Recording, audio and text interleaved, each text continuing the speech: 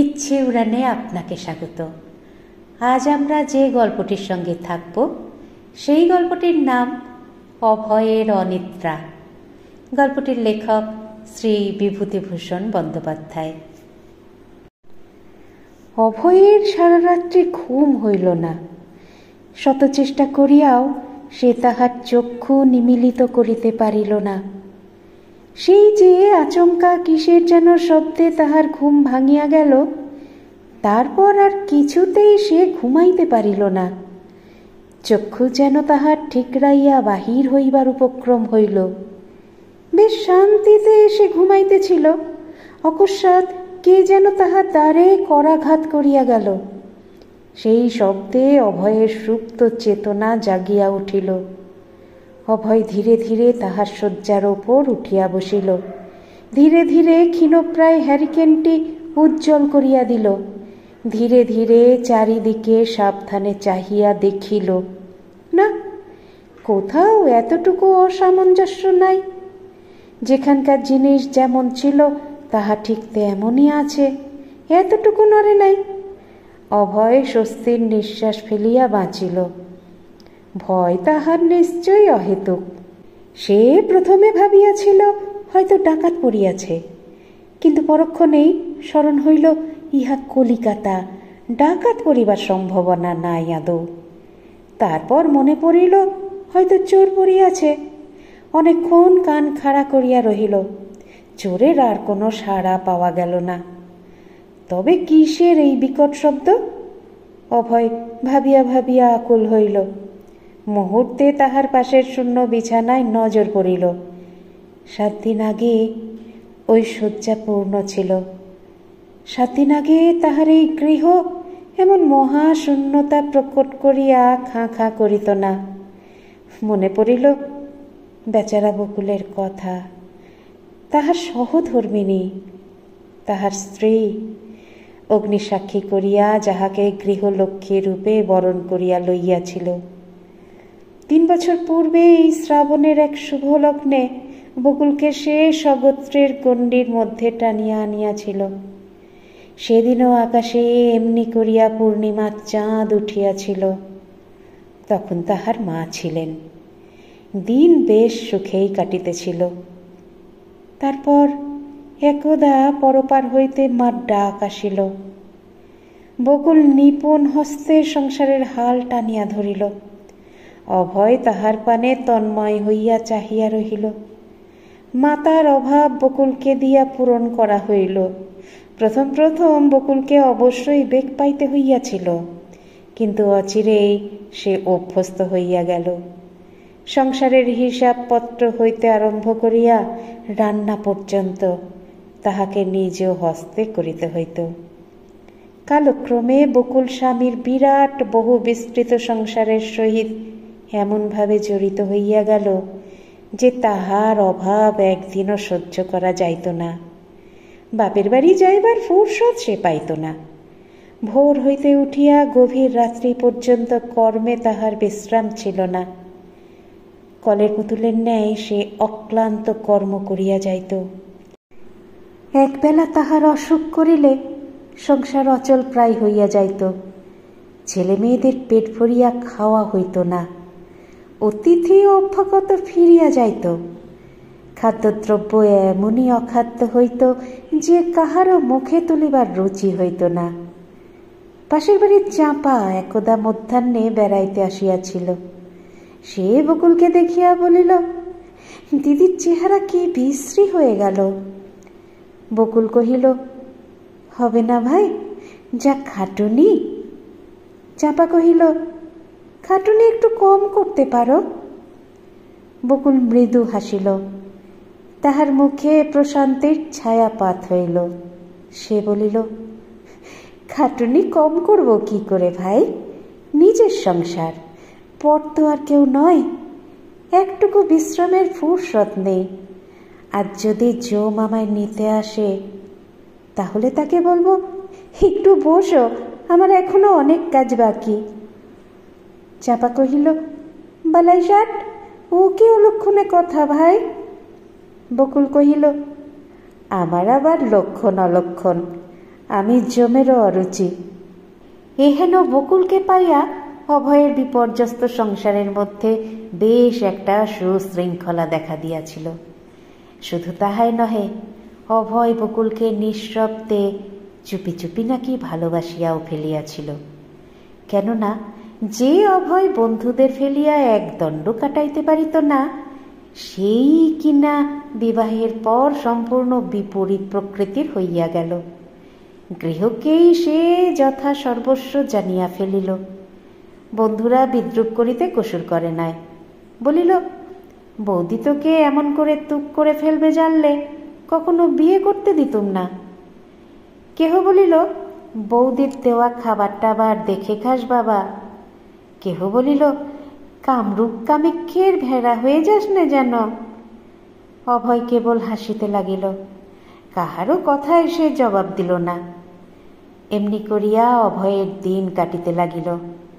বন্ধুরা ধীরে ধীরে তাহার নিকট হইতে সরিয়া সরিয়া যাইতে লাগিল। ধীরে ধীরে তাহাকে সকলে বিস্তৃত হইল। আপিসের ছুটি হইলে সন্ধ্যায় বা রবিবারে কেহ তাহার বাড়ি আর তাস পাশা খেলিতে আসিত না। তাহার বহু দিনের বৈঠকখানা অনাদৃত হইয়া পড়িয়া রহিল। সন্ধ্যায় আলো জ্বলিল না, বৈকালে ঝাঁট পড়িল না। অভয় হাঁপ ছাড়িয়া বাঁচিল। বকুল একদিন জিজ্ঞাসা করিল, ওরা আর তাস খেলতে আসে না কেন?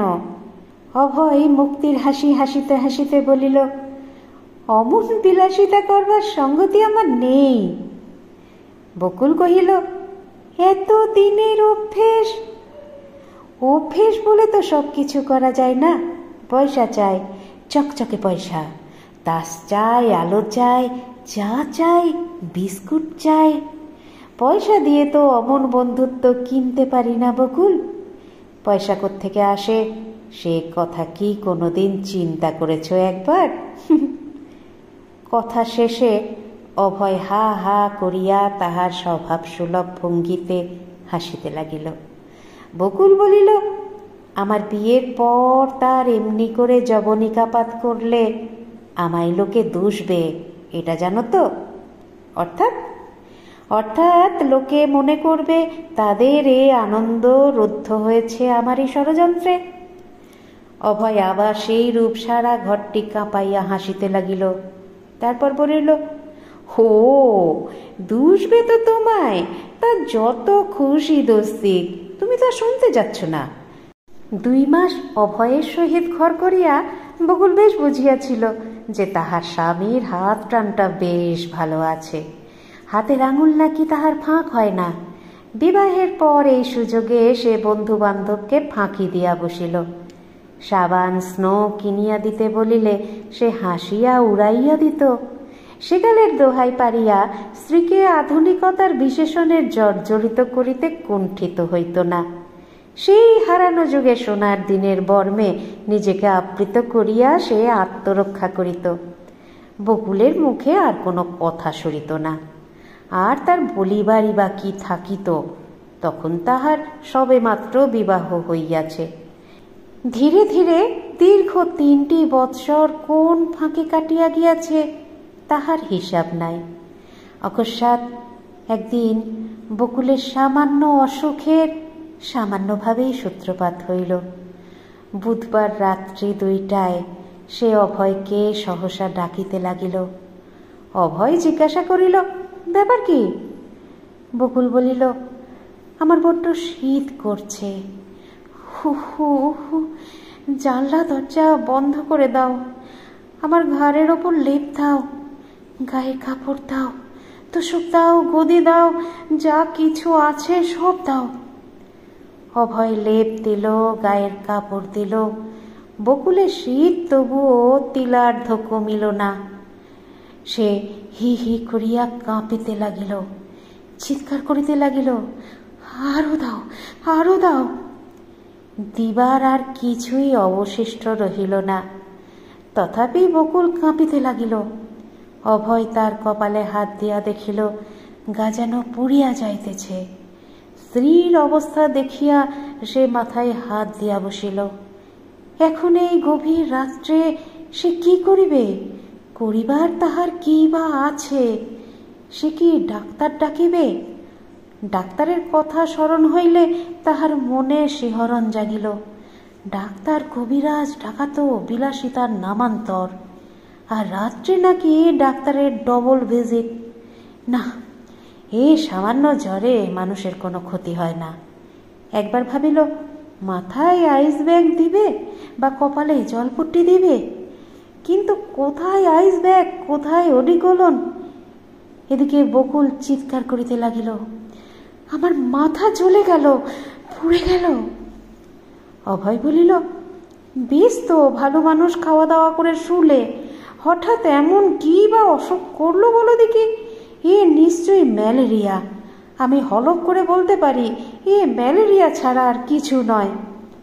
বকুল তখন গান জুড়িয়া দিয়াছে, অনুর গল এলো মেলো বকিয়া চলিয়াছে। সজনী, কি বুঝছি? ওই যমুনার কোলে শ্যাম কালো, তার কালো মাথার চূড়া, তার মোহন বাসি। অভয় বিপদ গনিল।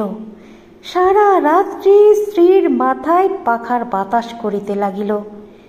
নিজের শরীরের উপর দিয়া যাহা কিছু করা যায় তাহা সে করিতে প্রস্তুত।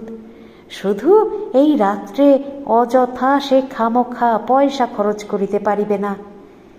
তাহার পয়সা বুকের 32খানা হাড়ের সামিল।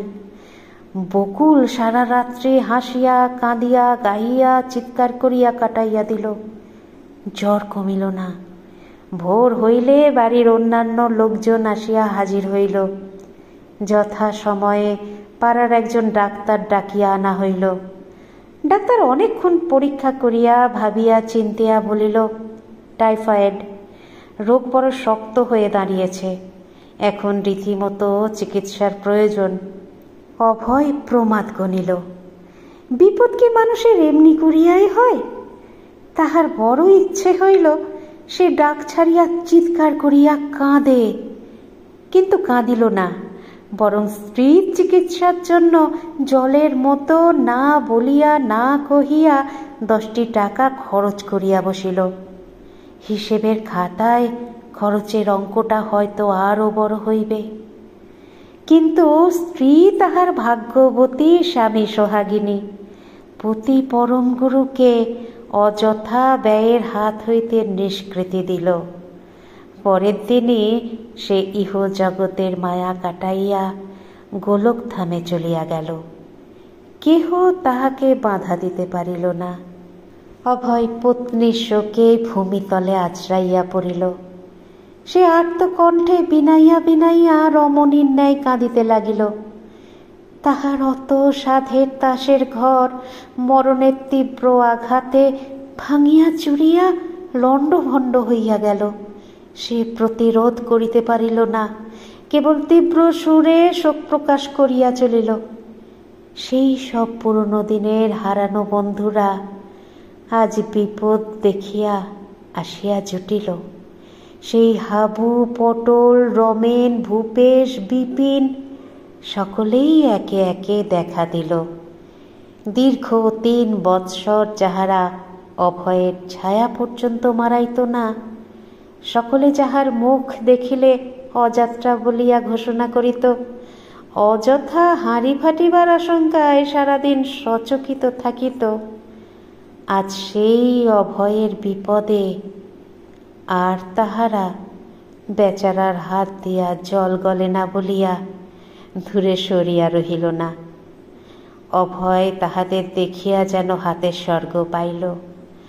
তাহারা অভয়ের কান্না দেখিয়া নিজেরাই কাঁদিয়া ফেলিল। তাহারা জানে অভয় তাহার স্ত্রীকে কি দারুণ ভালোবাসে। স্ত্রীর অভাবে তাহার জীবন কিরূপ বিষময় হইয়া যাইবে, অগত্যা তাহারা তাহাকে সান্ত্বনা দিতে লাগিল। সন্ধ্যায় সব দাহ শেষ করিয়া সকলে গৃহে ফিরিল। সত্যই নাকি অভয় তার স্ত্রীকে নিবিড়ভাবে ভালোবাসিত। সে ভালোবাসায় নাকি এতটুকু গলদ ছিল না। উঠিতে বসিতে সব সময়ে সে বকুল বকুল বলিয়া অস্থির হইত। বকুল হাসিয়া বলিত, আমি মলে তুমি কি করবে বলো তো? শুভ্র তাজমহল।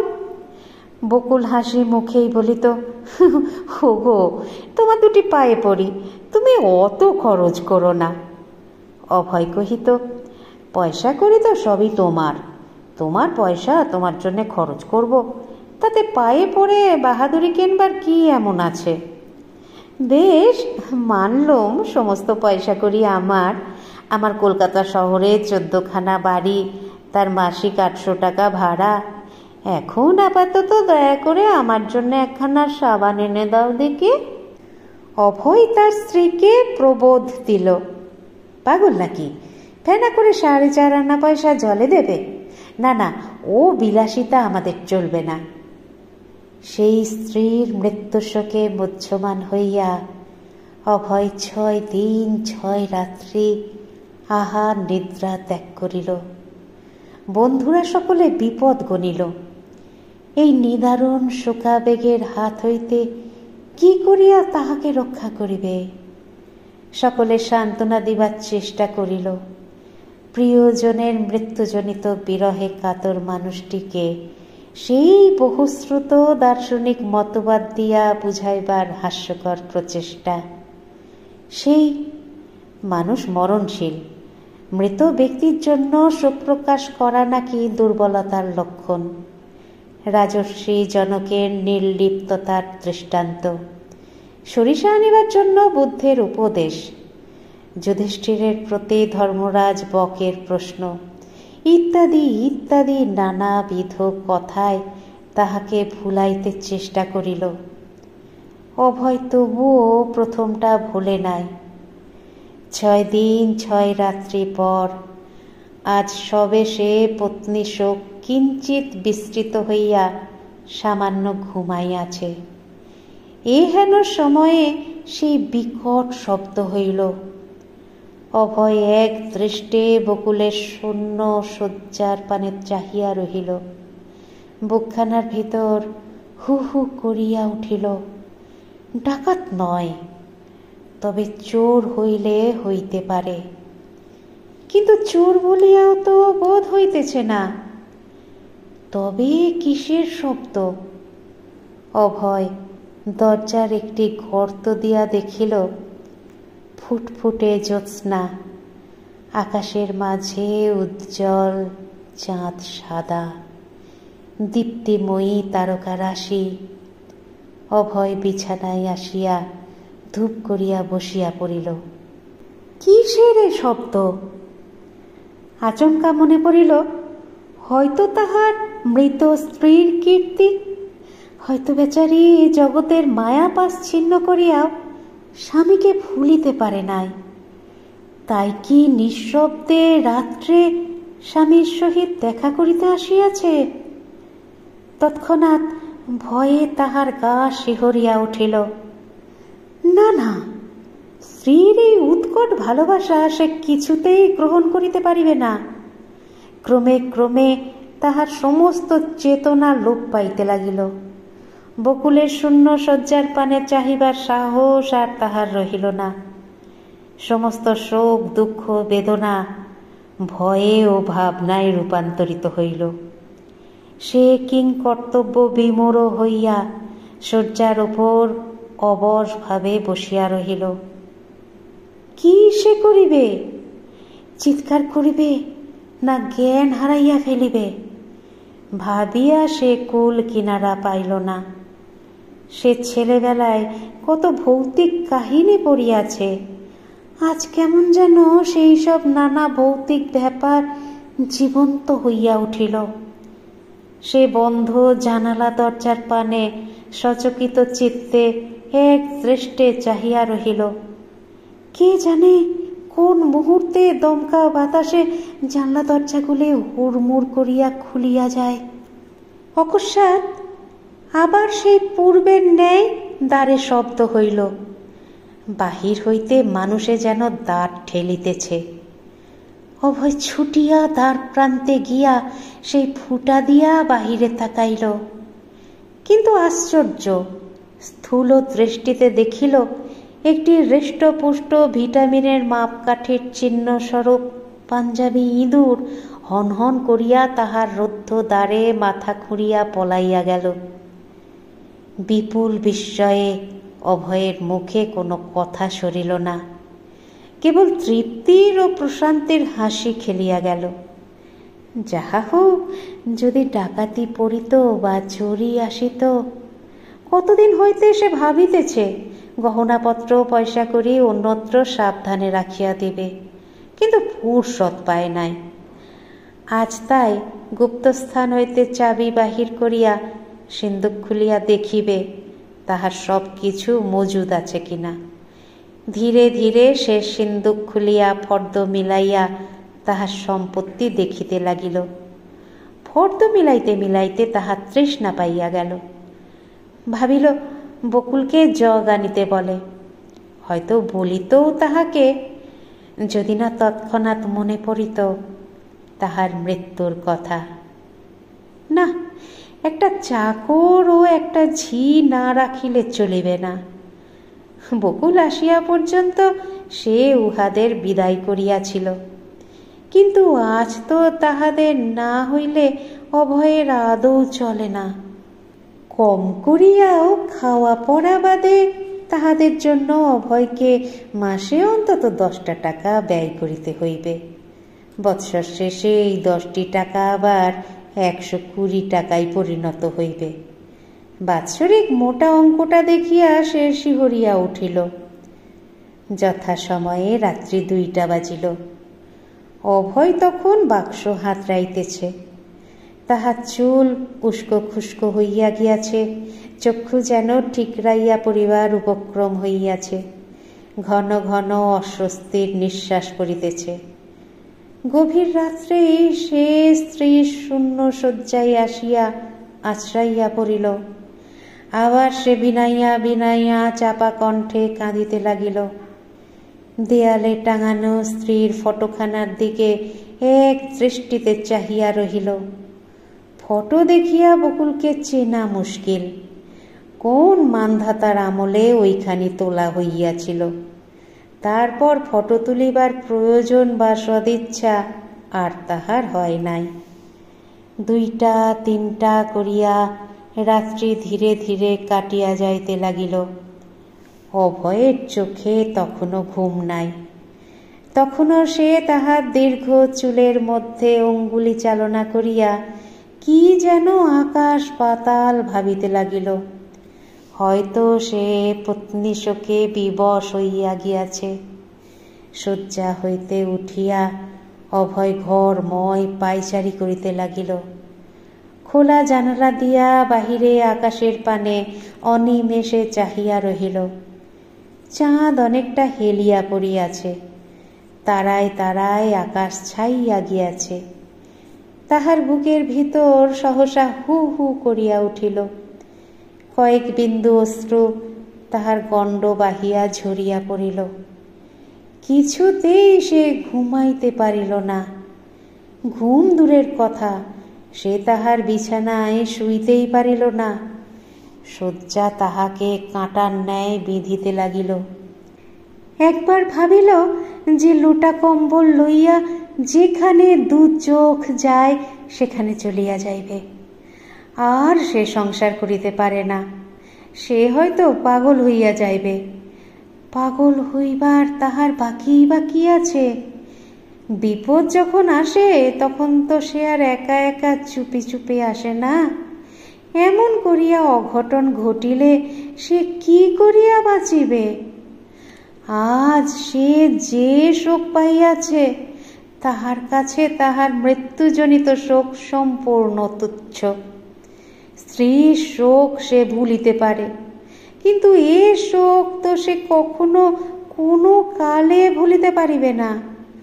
গত 6 দিন 6 রাত্রি এই দারুণ উদ্বেগে কাটিয়াছে। যতটা স্ত্রীর বিরহে না হোক, তাহার বেশি ওই বৎসরে 120 টাকা খরচের ভয়ে। সেই ভয়েই তাহার 6 দিন 6 রাত্রি ঘুম হয় নাই। বকুল ছিল সংসারের নিতান্ত প্রয়োজনীয়, তাহার মৃত্যুতে সংসার একেবারে বিপর্যস্ত হইয়া গিয়াছে। কি দিয়া অভয় সে সংসারকে সুশৃঙ্খলার মধ্যে আনিবে? ভাবিয়া ভাবিয়া অভয় আজ 6 দিন ধরিয়া হদিশ পায় নাই। স্ত্রী মানুষের মরে, অভয়ের তাহাতে তত দুঃখ নাই। কিন্তু ওই যে কথা আছে, ভাগ্যবানের বউ মরে, অভাগার ঘোড়া মরে। তবে স্ত্রীর মৃত্যুর পর অভয় ভাগ্যবান হইল কই? স্ত্রীর মৃত্যুতে তাহার আদৌ দুঃখ নাই।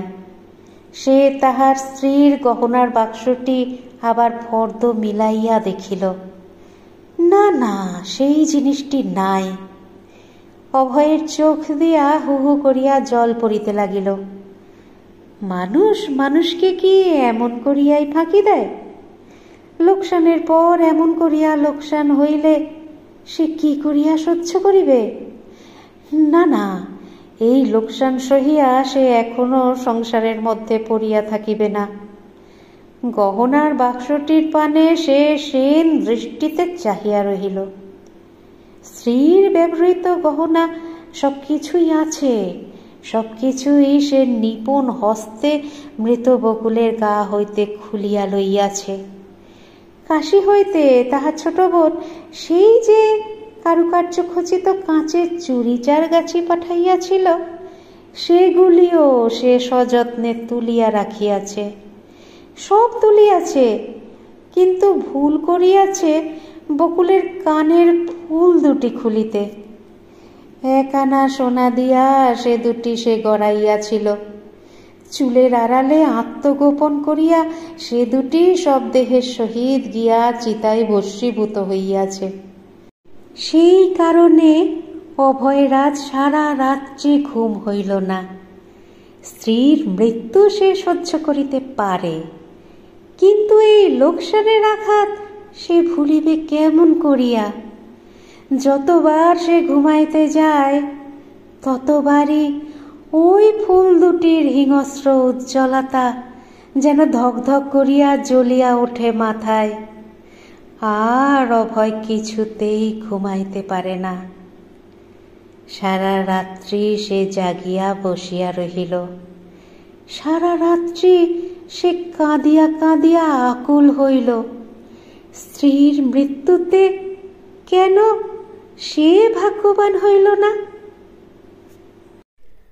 আপনাদের মতামত আমাকে সমৃদ্ধ করে, তাই অবশ্যই বলবেন আজকের গল্প পাঠ আপনাদের কেমন লাগলো। যারা চ্যানেলটিকে সাবস্ক্রাইব করেছেন তাদের অসংখ্য ধন্যবাদ। আর যারা এখনো পর্যন্ত সাবস্ক্রাইব করেননি, তারা একটু কষ্ট করে সাবস্ক্রাইব করে নিয়ে সঙ্গে থাকুন না প্লিজ। একটু লাইক, শেয়ার এগুলো নিশ্চয়ই বলে দিতে হবে না? সুস্থ থাকবেন, সুন্দর থাকবেন আর অপেক্ষা রাখবেন পরবর্তী গল্পের। নমস্কার।